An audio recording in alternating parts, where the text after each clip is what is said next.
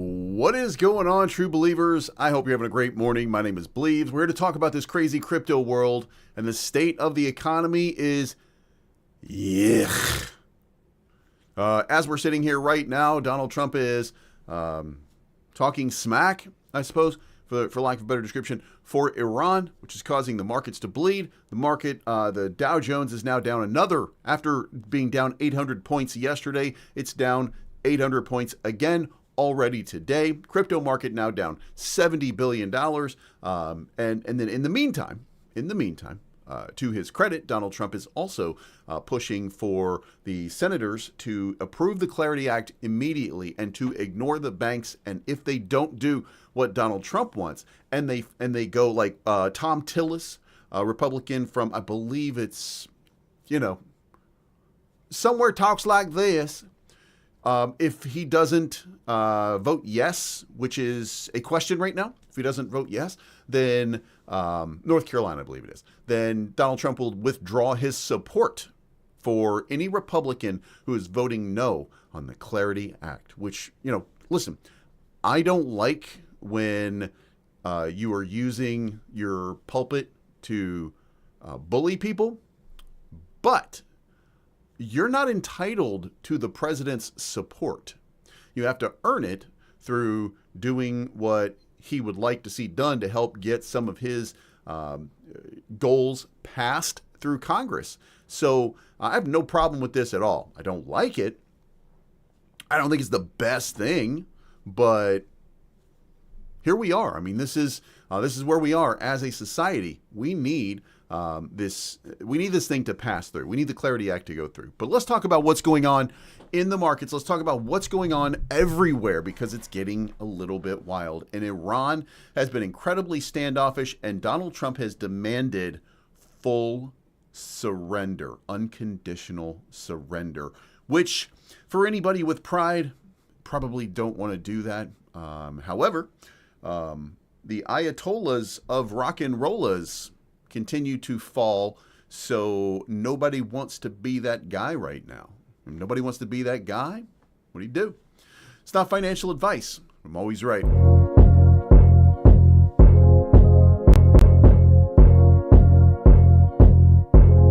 It's your boy Bleaves. Everybody listen up.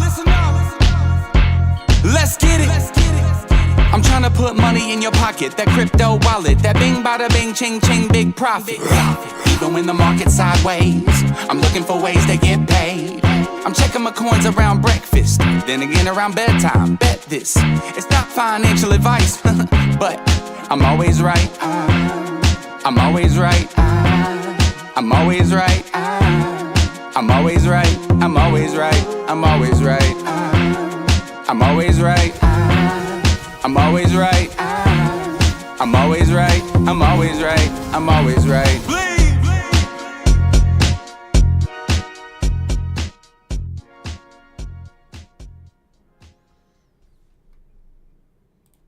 Okay, so what do we make of this market right now? It is complicated.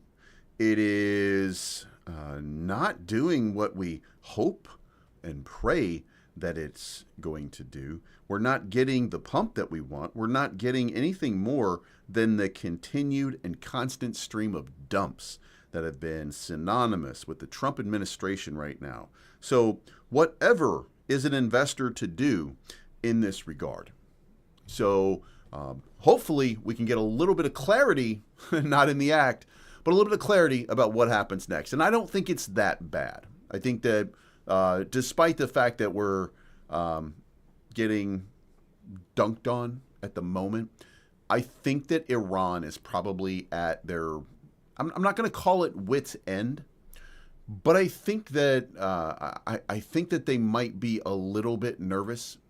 I think they might be a little bit out of sorts, if you will, and they understand that it is time right now for them to make a full-on decision about what's going to happen next, because if they do not, then that decision is going to be made for them, and it's not going to be the one that this government wants. Now, let's unpack everything that's going on, but we're going to start with crypto because that's the important part for us. And blockchain CEO is on Fox News talking about the Clarity Act right now. They are looking at the passage right now. Peter Smith was interviewed about this, and what he said was that he expects this thing to go through. Now, Donald Trump has threatened everybody. He has basically said, and he slammed the banks for stalling crypto's Clarity Act as the landmark bill hits a new impasse. And the impasse was the banks did not want this Clarity Act. They did not want to see this thing go through. They didn't want the legislation to pass because it's going to give stablecoin yield. The stablecoin yield for them is a bridge too far, because what they don't want to do is they don't want to give the American people what the American people deserve.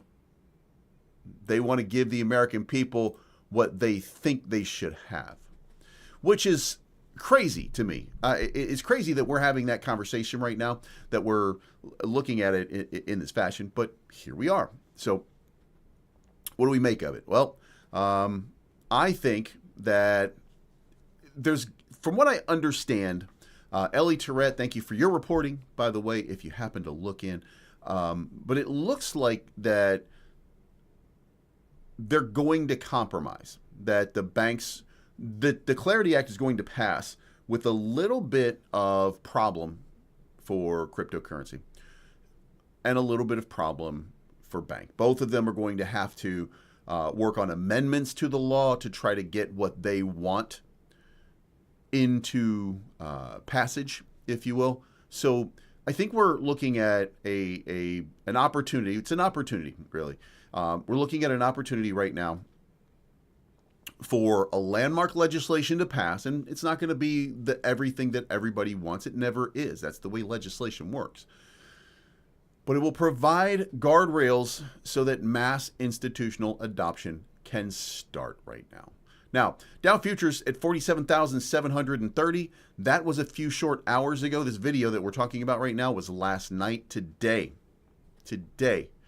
we are not at that level. As a matter of fact, the Dow Jones is now down, one of the biggest dumps that we've seen in a very long time. Down another 822 points. But the Dow's at 50,000. Yeah, it's getting wild out here. So, yeah, it's going to get a lot worse before it gets better, in my opinion. Also, we've got gold spiking again. Gold is starting to rip. Silver is starting to rip. People are starting to get nervous about what's going on out here. And look at oil right now, absolutely exploding. And I mean, you tell me. You tell me. By the way, I guess we should point this out before we get started here, because we've been told for a long time that the Sunnis, that Iran represents this imminent threat to America. This is the number of attacks from Sunni Muslims in the United States. These are the total number of bombings in the United States for the Sunnis. So are they a threat? I mean, statistically speaking, no. This is for, and this is where it gets kind of disgusting here, this is for Israel. This is not for America. Donald Trump did not put America first. Donald Trump put Israel first and got the United States involved in a proxy war again for the sake of Israel. Now, for those of you that are not paying attention, Israel is also now bombing Beirut, Lebanon, because they say that Hezbollah is hiding in Beirut. And by the way, that is factual, and that does check out. So when I say that, it's not an accusation. There's plenty of evidence that Hezbollah is in Beirut. So they've commenced bombing Beirut as well. So we are now in this proxy war for Israel with both Iran and, to this point, Hezbollah in Lebanon. I don't know if communication has happened with the Israelis or the United States and Lebanon or not. I have no idea. What we do know, however, is that the administration hasn't really cared. This is all about greasing the wheel for the Israelis. This has nothing to do with providing safety for the American people. So just to be very, very clear. Now, you might be asking yourself, what about the rest of it? Like, it can't just be this, because otherwise the markets would have dumped for the last bunch of days drastically because we're at war, right? That's why we would ask that question. Well, there's a lot more. Next up, the February jobs report was an absolute disaster. U.S. non-farm payrolls fell by 92,000. The expectations were that we would have a upwards of $55,000 to $60,000 job gain. The United States economy in February lost 92,000 jobs. Now, what I guess we're going to have to do at this point is figure out a way to blame Biden for it, because that's the rule, right? Anytime something happens in an administration that's been in power for over a year, it's somebody else's fault, right? Duh. So, unemployment rate has now jumped to 4.4%. This is only the second monthly jobs report loss since the 2020 pandemic, and signals the labor market is clearly weakening. Markets hate this because it screams slowing economy at the exact same time inflation pressures are rising. The Dow was down 800 to 900 points at one point, and it is again today. Oil is exploding and was up to nearly $90 a barrel. Trump then said that there will be no deal without unconditional surrender for Iran, meaning that we are now stuck in a longer and more drawn-out war unless we get an immediate surrender, a full surrender. And by the way, just because he says that doesn't mean that's going to be the case, but it looks like a full surrender is what they're requiring for Iran. So, higher energy costs, fresh inflation fears, terrible for stocks and makes everything risky. Crypto is a high beta risk asset. It moves harder in the same direction as NASDAQ when the sentiment sours. Bitcoin is down 4 to 5% this morning. Ethereum and alts are tagging along. No major crypto specific news today. It's just following the broader market panic. The bottom line is weak jobs plus spiking oil from the Iran situation equals a double whammy of recession fears and inflation worries. And remember, you've been getting deceived if you recall, and I know most of you don't want to hear this, but if you recall, when Donald Trump got information that he didn't like from statistics, he fired those people and then brought in his own people. Well, guess what? Now you can't disguise it. He can't fire his own people, or at least he can fire Kristi Noem, but he can't really fire all of his own people because, guys, it's not working right now. What we're hoping for, what we're trying to get here, it's not working. It's not happening. We're not getting the excitement that we were looking for out of the Trump administration right now. All we're getting is, obviously we're cucking for Israel. And by the way, I am not pro or anti-Israel in either way. It really doesn't matter to me. I'm not one of those people who I'm not even taking sides on this. And if I did, it would probably be more likely the Israeli side, but not because I support Israel, but because, it looks to me like they're in a region that doesn't like them, and they are constantly under attack and threat of attack from a lot of different bad actors. So if I were to take a side, then it would be probably that side. So I'm not saying that I support Iran or anything like that, but it's also their fight. It's not my fight. It's not the Americans' fight. When does America first put America first? When does making America great again mean making America great again and not MEGA, not making Israel great again? When is it America's turn for the Americans who support America first to put a priority on America instead of everywhere else? When do we get to that point? That is really the question right now. So let's hope that we start to see something positive start to happen here. But until we get an unconditional surrender from Israel or from Iran, here we are. So get prepared for a lessening of the crypto market, get prepared for a lessening of the Dow Jones. Prepare to see precious metals start to spike again. Certainly it'd be a good time to go long on gold or silver. And we'll see what happens from there. But at the moment, we are in some dire straits. Now, the announcement from Trump was this. Trump wants an unconditional surrender. He wants unconditional surrender, warning that they will not be a deal without that. Hezbollah says it launched 2 rocket attacks at northern Israel. Hezbollah says it has fired rockets at 2 locations in northern Israel in response to Israel's attacks across Lebanon. In 2 statements, the group said its fighters targeted Malkiah and Ramat Naftali with rocket barrages on Friday. Hezbollah said the first attack struck Malkiah at around 9 a.m. local time, while a second barrage targeted Ramat Naftali at around 2 p.m. local time. So he's also, by the way, Donald Trump is telling the Iranian security forces to lay down their arms. Iran's Revolutionary Guard says that it targeted U.S. bases in the United Arab Emirates and also in Kuwait. By the way, I keep looking up these pants. Should I get them? Should I get the pants? Let me know in the comment section. Do you think I should get these pants? Look at these things. These are for Viking pants. Whatever. I don't know. But I was thinking about it. Anyway, I guess they're gone now. As soon as I scroll, they disappear. Whatever. Anyway, let's keep going here and let's look at and deep dive into the jobs report. The U.S. didn't just stop hiring. It actually lost 92,000 jobs. Unemployment ran up from 4.3% to 4.4%. Average hourly earnings, however, rose 0.4%, showing that wage inflation is still sticky even as the labor market breaks. Markets started reacting immediately. Dow Jones is down another 1.2%, NASDAQ 1.57%, small caps down 2%. This is a nightmare for the Federal Reserve.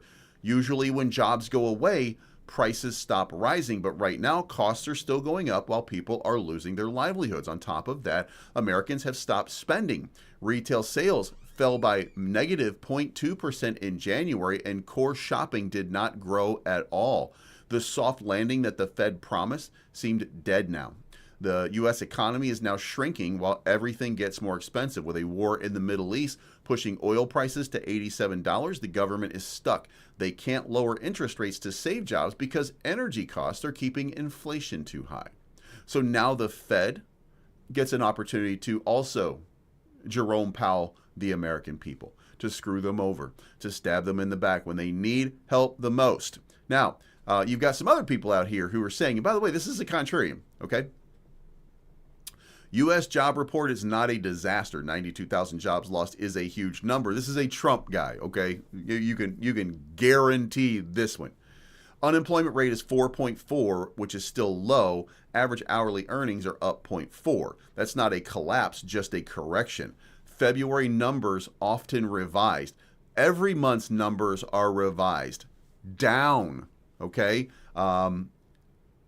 It is a disaster when you report disastrous numbers. That is where the disaster is, okay?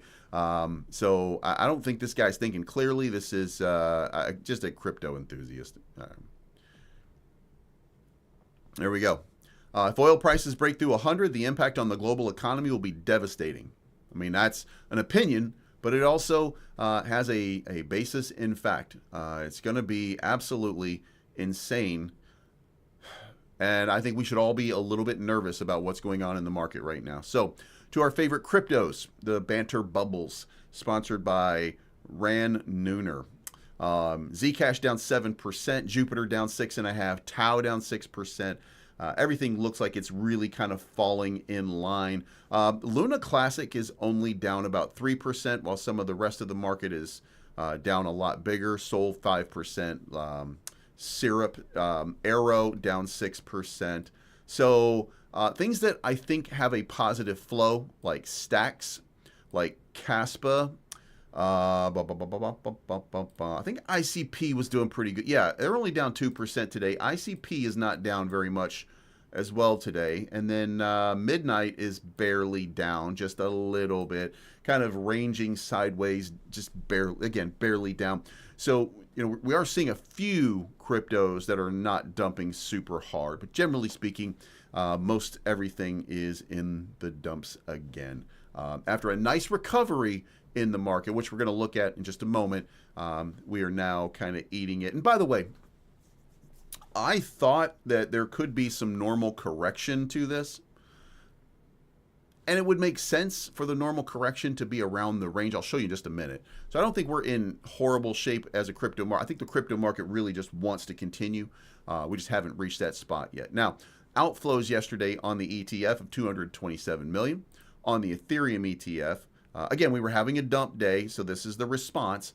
Down 90 million. Solana ETF was down for the first time in a while, 6 million. And then the XRP ETF was down, again, for the first time in a few days, 6 million.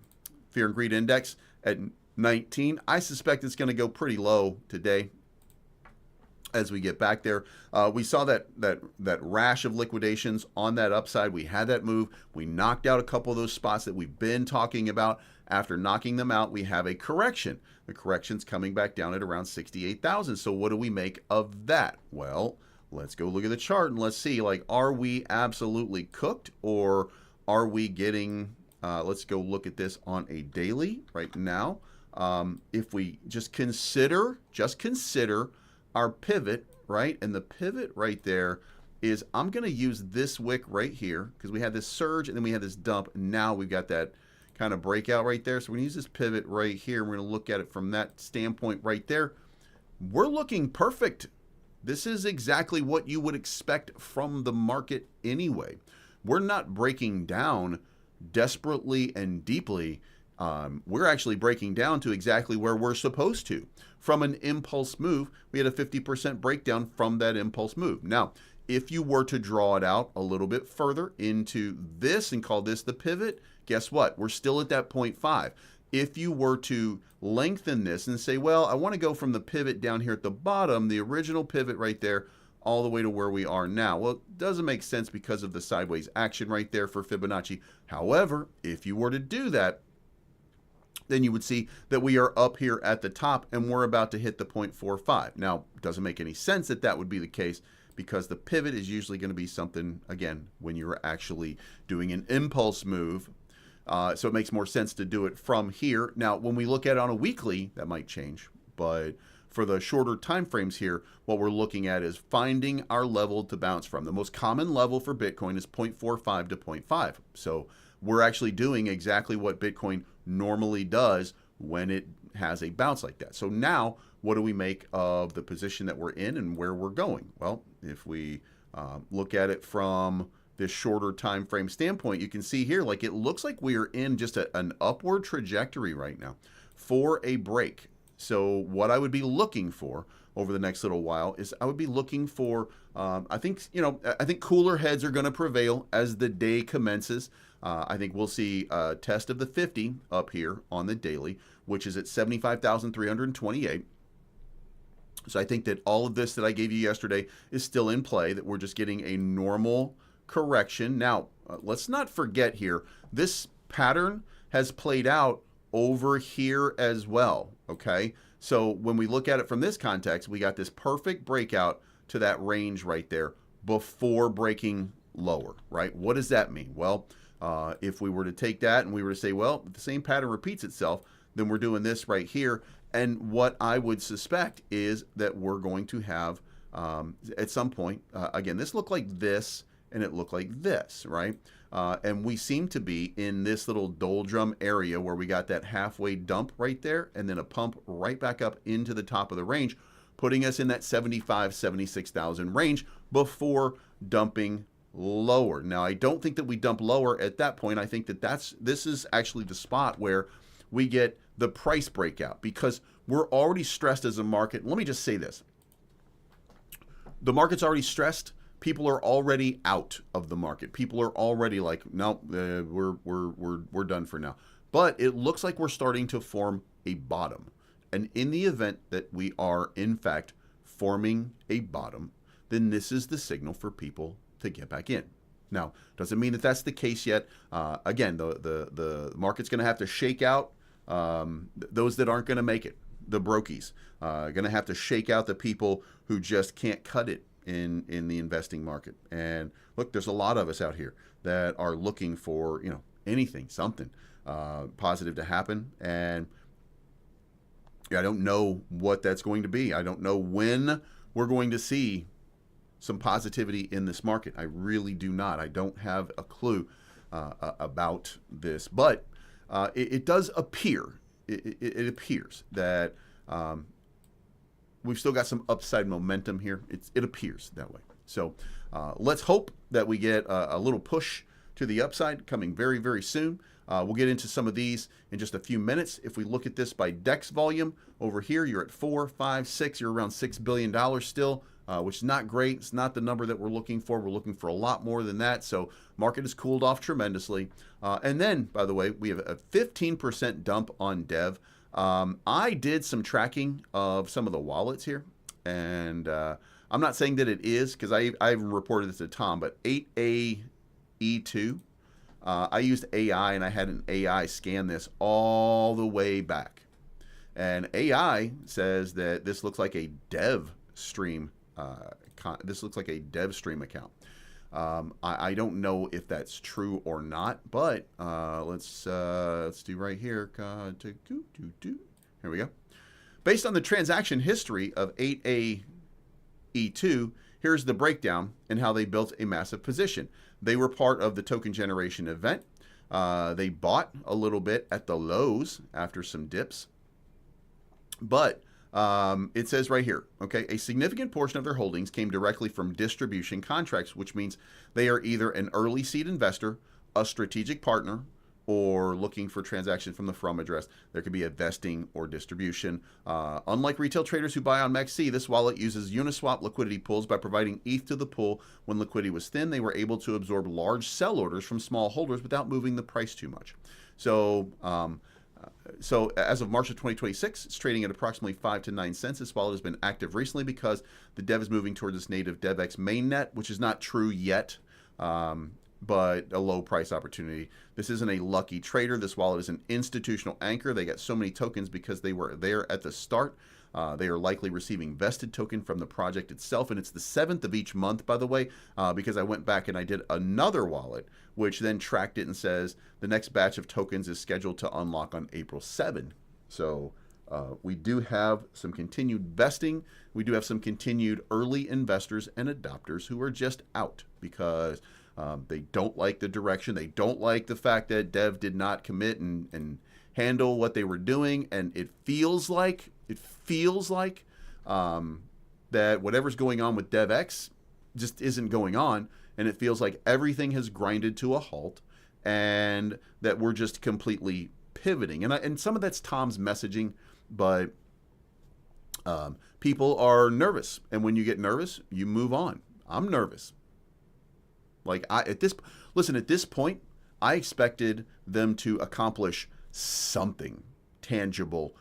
Not that they didn't accomplish anything in their building or CTSs or whatever it is that they do. Not that they didn't accomplish anything, but I mean accomplish something for the investors. And to this point, we haven't really seen anything. So that is cause for concern.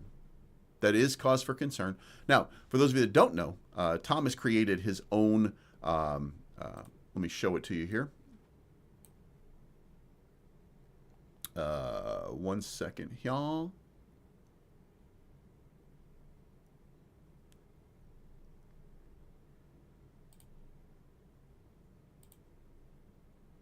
Here we go.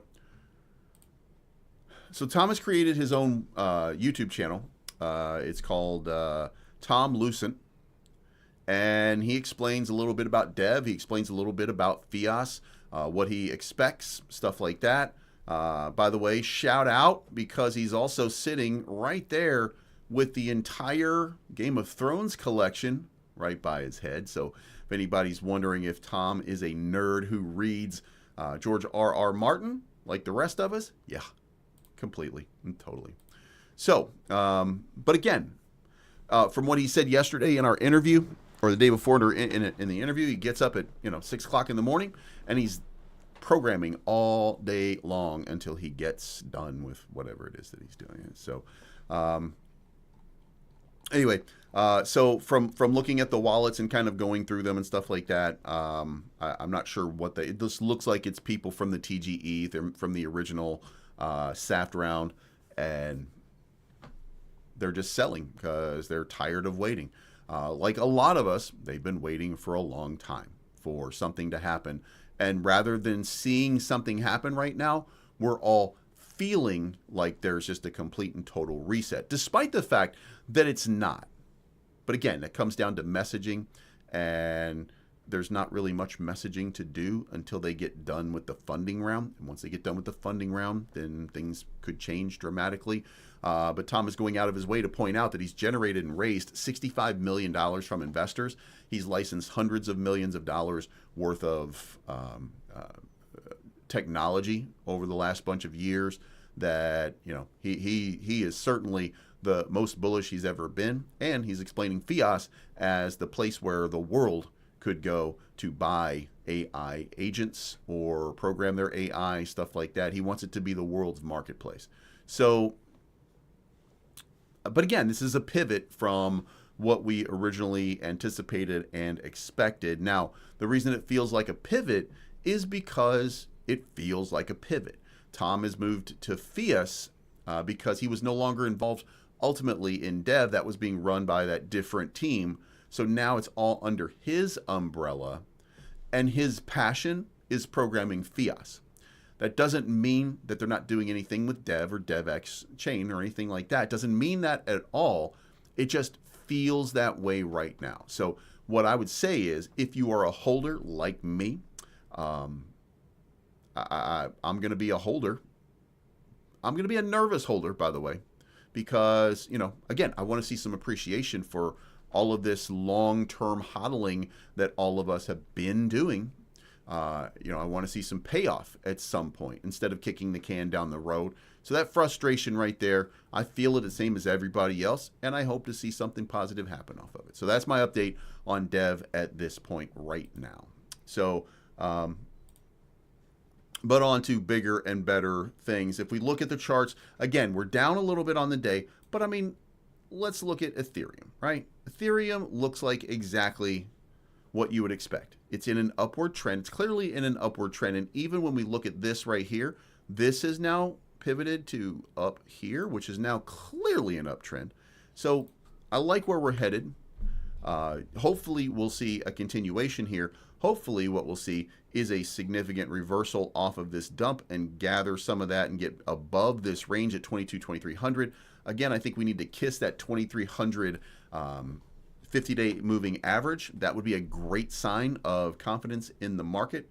Solana breaking down a little bit deeper, by the way, from where we were before. Again, I thought that we should be able to wick right up there into that 98, but look what happened ultimately in the market. Let's move this out of the way. Remember, we were looking at this and I was saying that, you know, really kind of looks like we're in this downward trend, but again, with everything else, we seem to be moving to that upward trend. So, and all I'm doing is moving the trend line. That's, you know, not rocket science over here. Again, we're just reading tea leaves, right? So the tea leaves are putting us in an upward trajectory. So if we break down here and then we come back up here, we're going to be meeting up with that 50-day MA very, very soon, looks like. And that's going to be a bullish indicator. Bullish indicator from there would be to get back above 120 where this resistance is, and then start to get to an opportunity where we can touch that 200 MA, because that is the most bearish part about this chart right now, is that we are sitting in such a bearish position. That far under the 200 MA is not a great sign for anybody. Okay, so XRP, again, the rest of the market, all of this, we're consolidating right now in this range that we are in. Hopefully that is creating a floor. and a possible and potential break to the upside. Tau, kind of same thing. I mean, I think everybody is kind of feeling that same way. It didn't break out above like I would hope the rest of it did. But I mean, if you go over here and stop with this crazy shit that I did over there, and we come to this and we look at it from this context, and we do the same thing over here that we were doing right there, we see that pattern forming for an uptrend. So the question is, can we hit that uptrend? If we hit that uptrend for BitTensor, then I suspect that we're going to see a rapid move right here to around $226, $227, which is going to correspond with the last move when we did that. So we get these consolidations in range, and then we get these breakouts. We get these consolidations in range, and we get these breakouts. So we're getting a consolidation in range right now, and that should lead to a breakout. So I still feel that the market is not doing horribly, that we're just having a tight little correction on a day when people are a little bit nervous about what's going on in Iran. So for an Iran update, let's take a quick look over here. Israel launches heavy airstrikes on Tehran after Beirut. Trump says no deal without unconditional surrender. Russian fertilizer makers can't offset Iran-related supply crunch. Oil hits $90 a barrel. Stocks continue to drop. So no change right now in the status. I suppose rather than looking at the regular news, maybe we should be looking over here at, let's see what we got here. Breaking: regime change fails. CNN reports that Iran is peaceful. No panic, no collapse, no uprising. No need for a bulletproof vest. I'm shocked to see such honest reporting from CNN. The Epstein coalition is losing. CNN's Fred Plagan and team reporting from inside Iran, and people are not feeling it in Iran right now. Iran is peaceful, no panic, no collapse, no uprising. Interesting. U.S. officials now say that Russia is giving Iran. I don't trust this guy. This is one of those anti-Trump people that no matter what Trump does is wrong. You know what I mean? Like there's just and look, there's plenty of things that he does wrong. They should be pointed out for being wrong. But if you're the person that's just telling him everything that he says and touches and does is wrong, you're just engagement farming. So watch it, loser. You know what I mean? Let's see what we're doing right here. It's better if Iran did it because Iran is a huge country. This American reporter is in Iran with no bulletproof vest. See, they're just again. This is just these leftist crazy. Everything Trump touches is bad people. U.S. will no longer be able to provide enough missiles for Gulf countries, and Ukraine's supplies run low amid war with Iran. Keep on believing Hamas and Iran, murderous liars. The war on Iran, the genocide. Well, whatever. Yeah, so no news, no big update here. So we'll see what happens with that. And with that, let's get into chat right now. Charles Hoskinson says the current Clarity Act was written will turn all cryptos into securities except the big five. Yeah, Charles Hoskinson is not correct. Turn my microphone volume up. Let's see what's going on right here with the microphone volume. Oh, you know what? Let's see. What is going on? This is the desktop audio. Why is it not work? Okay.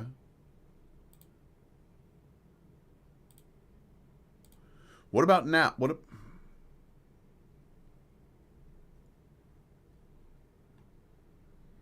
You know what? It didn't even. Yeah, there it is. It seems to be. Yeah, it seems to be working.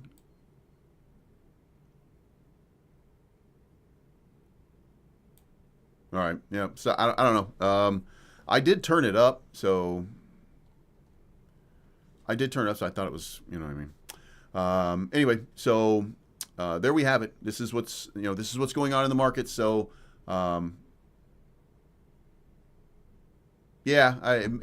I don't think it was me. I don't think it was me because I got mine turned up. I feel like I'm right in. They tell you to be in the yellow. There's like a green zone right here. Then there's a yellow and there's a red. And they're like, you want your voice to be right in that yellow zone. And my voice seems to be maintaining right in that yellow zone. So I think the sound is fine. I think you might have a problem with whatever device you're watching on or something like that. Anyway, that's the show.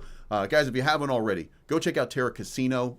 They are a sponsor of the channel. They help me out tremendously. As a matter of fact, we used to have an ad. TerraCasino.io is your place for risk-based gaming. Folks, they just gave away $2,000. They're giving away $100 a day. They're also giving away $200 in weekly free rolls and 125,000 euros from now until March 29. So sign up today. Folks, if you're trading any sort of meme or utility coins on the Terra Luna Classic network, the number one place to go is Terraport.finance. They have over $30,000 in volume daily, far exceeding any other competitors. Make sure that you sign up at Terraport.finance, connect your wallet, and start trading today. You can even buy the Believe meme coin.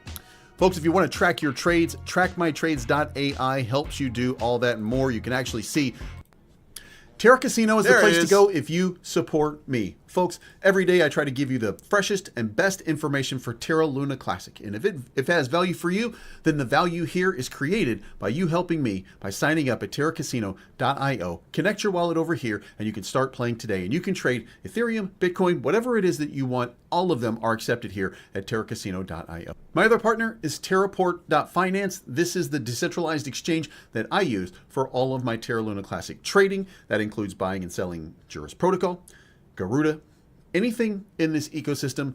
This is where I go. This is how I do it. So sign up today. It helps me out tremendously. Boom. Took me a while to figure that one out. Duh, because I'm stupid. Anyway, that's the show, guys. Thank you so much. We'll see you again soon. It's not financial advice, but I'm always right. Be very careful today. I think the weekend's going to be a good one, by the way. Let's just talk about that real quick. I think the weekend is going to end up being a good weekend. I think we're going to see a little bit more positivity in the market. We're going to see a continuation of that upward trend. The flight away from fiat will continue, and we should see some, I think, some upward mobility. I really think that that's what we're going to see. So right now, we just have to deal with the dips as they occur. This is not a Jane Street dump. This is not a Wintermute dump. This is not this is not that. This is real news that's actually dumping the market. So the flight away from fiat into digital assets will continue. So I think we've got an uptrend that we just need to stay calm for this little correction right now, and that maybe we'll see a nice little rally.